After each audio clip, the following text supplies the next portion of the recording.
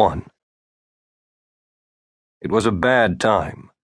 Everything was cold, and sometimes everything was wet. When the wet and cold came together, everything would freeze, and tent canvas would become like boards, and breath would fog the air, laddering upward from mouths like curses given corporeal form. The ammunition, if not carefully kept, would green and foul and jam up the guns, so that the men started stealing hammers from the machine shop, passing them around hand to hand, until one day there were no more hammers in the machine shop, and Ted had to order everyone to give them back. "All of them," he said. "Now." And so the men came up with the hammers, from their flight bags, from their pockets, or tucked beneath the seats of their machines. Every other man or so had stolen a hammer, and every other man or so gave his hammer back. Kevin Carter did not give his hammer back. He stood with the other men as half slunk away to fetch back the hammers that they'd used to bang the shit out of their guns' breeches when the shitty greened ammo fouled their smooth operation. He stared after those who had to walk the flight line, looking for their machines, and watched those who rummaged through their kits for the tools.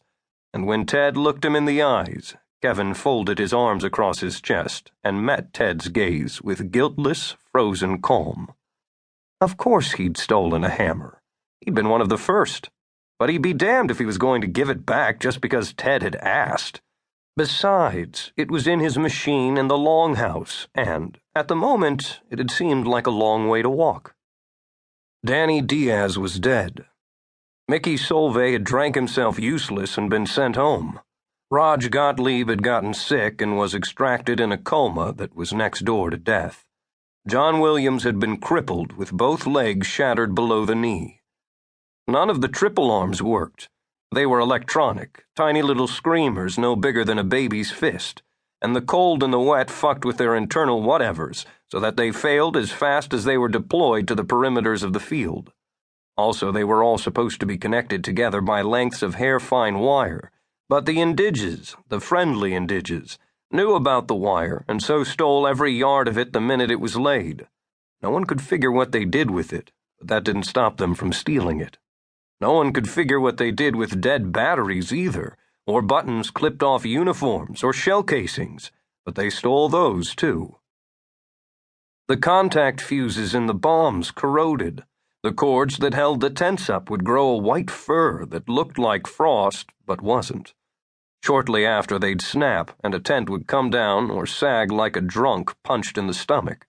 And for 10 minutes or an hour, the men would all have something to laugh about, especially if it happened in the middle of the night or in the rain.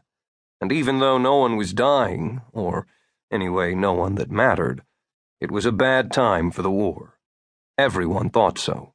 And it made a lot of the men sick just thinking about it. They were fighting the weather as much as they were fighting the enemy, and slowly they were losing. They all knew that something was going to have to change, and soon. There was just that kind of feeling in the air. 2 nights ago, the company had gotten word that Connolly's 4th had moved into position across the river. They'd been turned back at the bridge, again near Riverbend, but had finally made their crossing at a heretofore undiscovered ford 2 miles downriver and were digging in by dawn. They were exhausted, but nearly at full strength, due in large part to the overwhelming cowardice of Connolly himself. He was afraid of the dark, was the word. Doubly afraid of fighting in it. Triply afraid of dying in it. It was rumored that the downriver ford was found accidentally by some of his pikemen who'd stumbled onto it while retreating. It was dark, so obviously the company's planes couldn't fly. The next night, Durba's riflemen were put in place to secure the ford. On paper, they were the first indigenous rifle company, the first IRC, attached as the 5th Company, supernumerary to Connolly's 4-company native battalion of foot sloggers and local militia, but called themselves just Durba's Rifles, or sometimes the Left Hand of God, because Antoine Durba, who'd claimed on many raving, red-faced occasions as a drunken guest at the Flyboy encampment to once have been a missionary before finding another calling more suitable.